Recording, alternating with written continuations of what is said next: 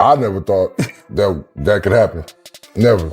I grew up idolizing people, but I never knew who their security was. Right. See, it's different nowadays with social media. That's so true. that pretty much brings other people to light besides the celebrity. Wait and see attitude when it comes to whatever evidence they may learn about this entire situation involving a legal and from a civil perspective. In a surprising development, turmoil has surfaced within Floyd Mayweather's inner circle as reports reveal a major theft allegedly connected to one of his bodyguards. The boxing icon, celebrated for his undefeated career and lavish lifestyle, now finds himself tied to a controversy that may carry serious consequences.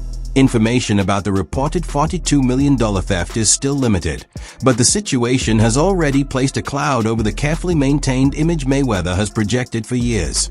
As officials continue looking into the matter, the sports world is watching closely, waiting for clearer answers about how this situation will ultimately unfold. What would you say is more difficult, being a celebrity bodyguard or being a cop? Oh man, those are two completely different things. Really? Yeah.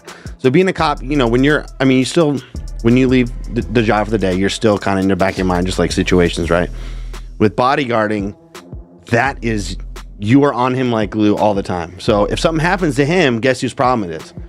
That's on you or me or whatever the case is, you know? So you're always checking, like, and especially with celebrities, everyone outside of their circle, even some people in their circle are always looking to get a one-up or, hey, what can I do to benefit myself more than him? Does that make sense? Absolutely. Which is... most bullshit happens inside the circle, honestly. Floyd Mayweather's top-tier security unit, widely known as the Great Wall, includes some of the most intimidating professionals in the world of personal protection. Heading this team are Alfonso Riek and Adam Plant, both massive men who previously worked as bodyguards for rapper Snoop Dogg before later becoming part of Mayweather's entourage. Riek stands at a towering 7 feet 1 inch and weighs about 430 pounds, while Plant measures 6 feet 7 inches and roughly 380 pounds. Their central duty is to detect possible threats ahead of time and quickly deal with them, ensuring Mayweather remains safe across many different environments. We get this right out of the way, because folks have to wonder, like, how big you guys are. How big are you? I'm 7'1". 7'1"? 6'7". I am not 6'7". I'm 5'11". I'm giving myself 5'11". Okay, so everybody knows exactly how big you guys are.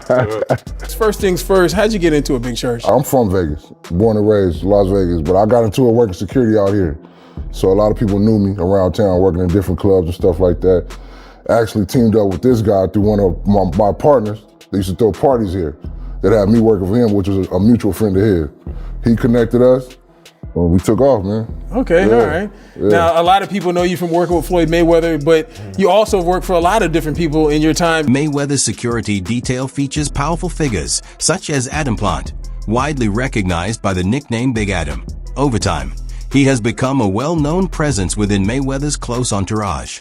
Although exact information about how he was first hired at a private airport has not been publicly confirmed, Big Adam's responsibilities proved important enough that he was eventually recruited by rapper Tekashi 69 to strengthen his personal security team. Big Church being from Vegas, he had, went back to Vegas and Floyd had picked him up.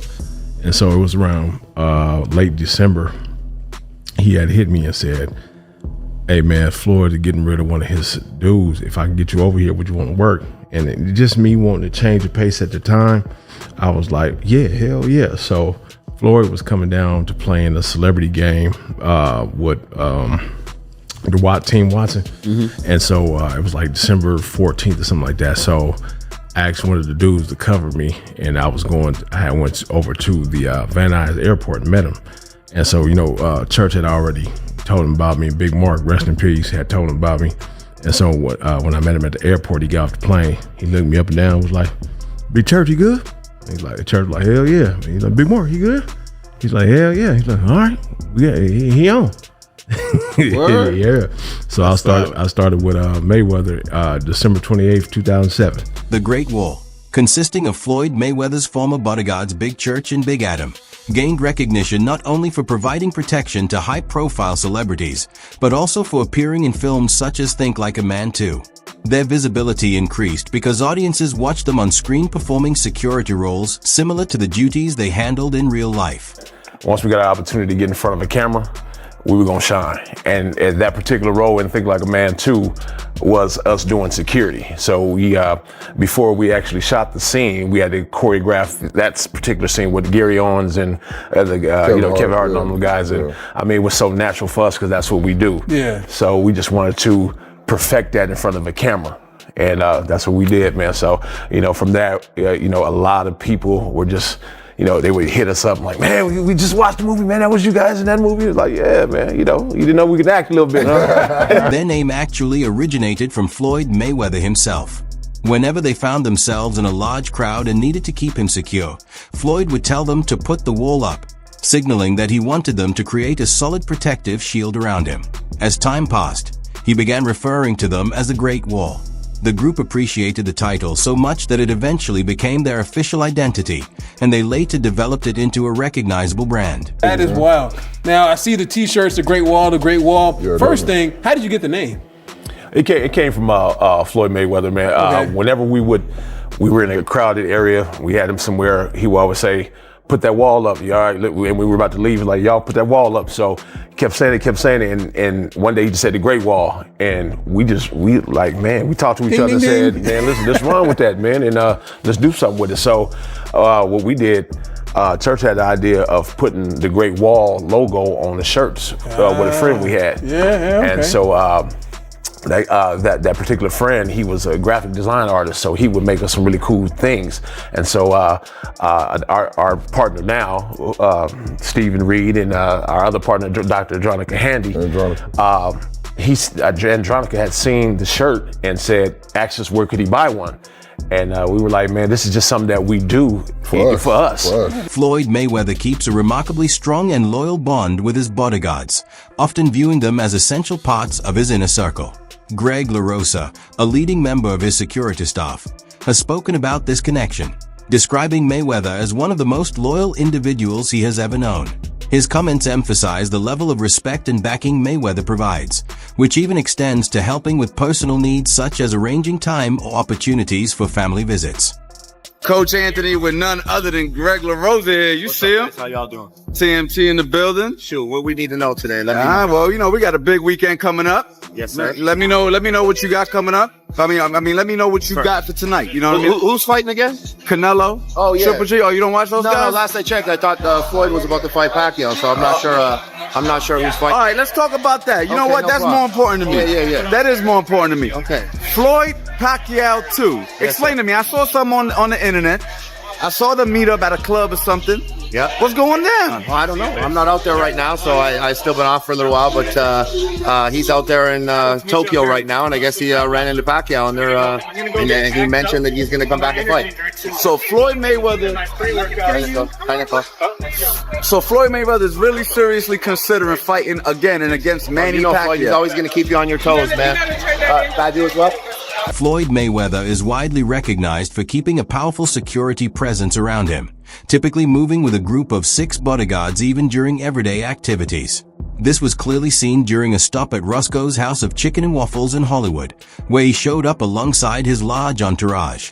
The moment highlighted how seriously Mayweather prioritizes his personal protection, a reflection of his public profile and the level of attention he attracts whenever he appears in crowded places. Is that a paparazzi? What's up, Floyd? How you doing, man?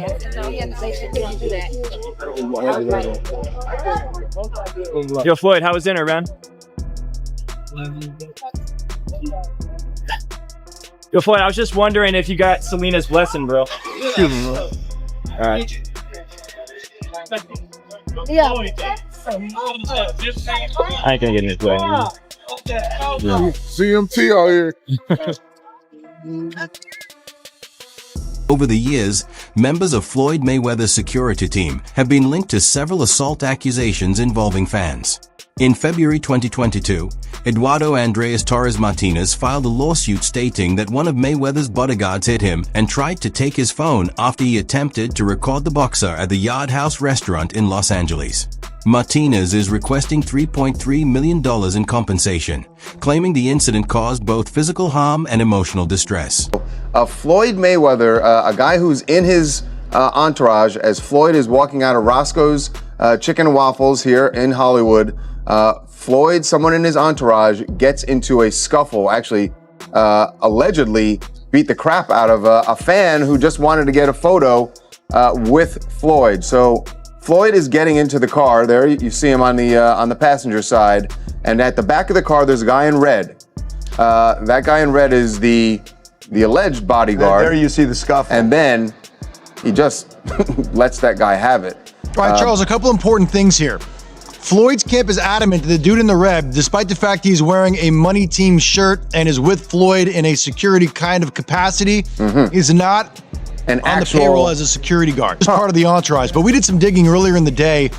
He was with Floyd when they were leaving a jewelry store together, doing, again, appearing to be this is a guy here in the tank top and the white hat. No. You'll see. Yeah. The guy in the red. There he is, right over there. Okay. Floyd Mayweather Jr.'s rise from modest origins to becoming a boxing superstar showcases his perseverance and drive. Born on February 24, 1977, in Grand Rapids, Michigan, he was raised in a difficult environment shaped by poverty and family hardships. His mother, Deborah Sinclair, struggled with substance abuse, while his father, Floyd Mayweather Sr., a former professional boxer, was imprisoned for drug trafficking during Floyd's teenage years. What happened was, I was a black kid from the ghetto with a father who taught me a skill, and my dad hustled because his career didn't go right. So my dad took chances and hustled. He hustled. I don't think he hustled the brown, but he hustled the green and he hustled the white. Floyd Mayweather has been the subject of public attention regarding his reading skills, particularly after a dispute with rapper 50 Cent, who dared him to read a page from a Harry Potter book for charity. The challenge, combined with a leaked audio recording of Mayweather having difficulty with a radio script, sparked widespread speculation about his literacy. This is a special ASLELS challenge for you, Floyd. If you can read one full page of a Harry Potter book, nigga, I'll give $750,000 to whatever charitable organization you want to. Fuck the bucket of ice, man. The number of female MCs is once again expanding and growing in range. Phone call from my man Jimmy Kimmel. Jimmy said if Floyd accepts the challenge, then he'll put it on the actual show so you can read it on the show. We don't want to put pressure on you. We know you can't pronounce those words in that Harry Potter book, so we're gonna let you read Cat in the Hat. Mayweather addressed the situation by pointing out that reading skills do not determine his achievements, saying, "Reading does not define my place in boxing history." Regardless of these controversies, he has amassed considerable wealth from his boxing career and business activities, including a recent $42 million investment in New York real estate. Floyd Mayweather. I've heard people laugh at Floyd Mayweather. Be like, oh, Floyd Mayweather, he can't even read and write properly. And I'm like, well, he became a billionaire, and still, so how dumb is he? If you're broke, saying, oh, Floyd Mayweather can't read or write, and he became a billionaire through not just fighting, but obviously owning his own promotions company, again, it's intellect applied to the real world. Does he have the same type of intellect as Elon Musk? No. Albert Einstein that once said, if you measure all the animals' intellect by their ability to climb trees, you'll have a goldfish in a bowl who will sit and believe his whole life that he's an idiot. People like Floyd Mayweather, again, it's intellect applied to the real world. So how is he not smarter than some brokey sitting at home being like, Floyd Mayweather's dumb? Is he dumb? You have to be a next level of intelligent to box like he is. He's making millions of decisions every millisecond. In an interview with Larry King, Floyd Mayweather reflects on his difficult childhood and the forces that pushed him to reach the top of the boxing world. He stresses that his ambition goes beyond monetary rewards, saying, "It's not about the money." These life experiences fostered a strong work ethic and a determination to overcome his challenges. He acknowledges his family, especially his father and uncles, for guiding him into boxing and influencing the start of his career. What is it like? You didn't grow up rich, did you? I had the best of both worlds. You did? Yes. I stayed with my mother at one particular time in New Brunswick, New Jersey. We lived 7 deep in a 1-bedroom apartment, no hot water. You call that the best of both worlds? You didn't let me finish. Okay. You have to let me finish. But also, at one particular time, I stayed with my dad as a kid, and my dad, of course, he hustled, in the inner city of Grand Rapids, Michigan, and he made sure I had to find things in life. when I was young also. So I say the best of both worlds. I understand. How does it feel though to have everything? That you can go to any store and buy anything. How's that feel like? Well, what I come to find out, it's not always about, the money. Of course, I'm Floyd Money Mayweather, and of course, who don't like to make a lot of money or who don't like the finer things in life? But if you can have all the money in the world, but if you don't have no freedom, then it's just like you being broke. So I come to find out that my freedom is more important than anything. Floyd Mayweather Jr. is considered among the all-time greats in boxing, finishing his career with an unmatched 50-0 professional record between 1996 and 2017. His rise to prominence was driven by a mix of extraordinary talent, tactical intelligence, and unwavering commitment to the sport. Biz, do you think Floyd would have had problems with an opponent with the peekaboo style? You have to be a fantastic fighter with the peekaboo style. No matter what style you bring to Floyd, you would have to be a great fighter. But Floyd wasn't unbeatable. You just have to be a great fighter to beat him. Roberto Duran, Sugar Ray Leonard, or Sugar Ray Robinson, Tommy Hearns. You have to be a great fighter to beat him. The list is really short. Who can beat Floyd Mayweather? Mayweather's professional journey stands out for his success across 5 weight divisions, capturing a total of 15 major world titles. His exceptional defensive skills and sharp ring strategy earned him the nickname the best ever, or TBE. He also holds the record for the highest plus-minus ratio in documented boxing history, highlighting his superiority over opponents. Outside the ring, Mayweather transformed the business side of the sport.